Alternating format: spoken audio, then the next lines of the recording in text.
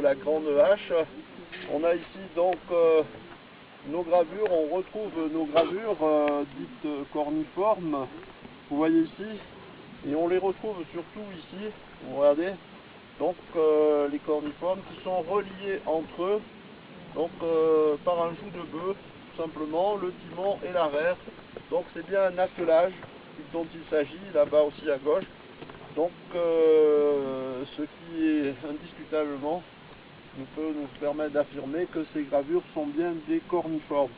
Maintenant il y a aussi des gravures d'armes dont on a dû vous parler, Joël a dû vous parler. Ces gravures d'armes sont très bien représentées sur le site des merveilles.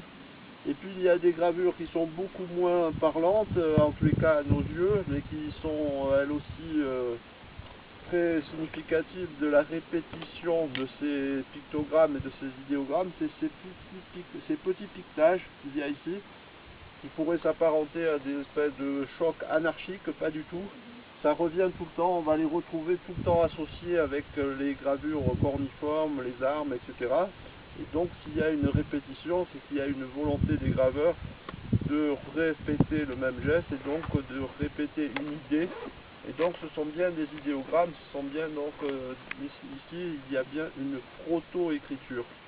Donc de même que ces gravures, ce n'est en aucun cas la représentation de cerf ou d'un animal, il faut la voir en deux étapes.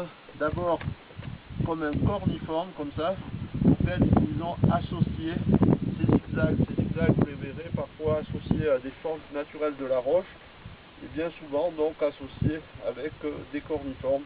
Voilà, on l'appelle grande hache. Ce que vous voyez ici au milieu de cette dalle se trouve une hache. Les haches sont très peu représentées sur le site des merveilles. Alors pour quelle raison, ça on n'en sait strictement rien, mais très peu de représentations de haches sur le site des merveilles. Voilà, en tous les cas celle-ci est vraiment très belle.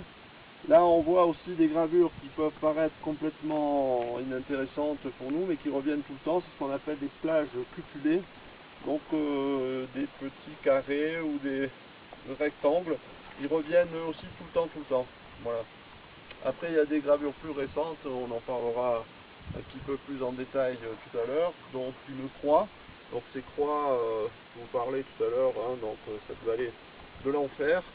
Et le MAA qui est une gravure de berger, on parlera tout à l'heure des gravures de berger. Hein. Voilà, pour ce qui est déjà sur cette dalle, hein, on pourrait rajouter beaucoup de choses, mais je pense qu'il faut rester assez succinct pour que les choses... Voilà.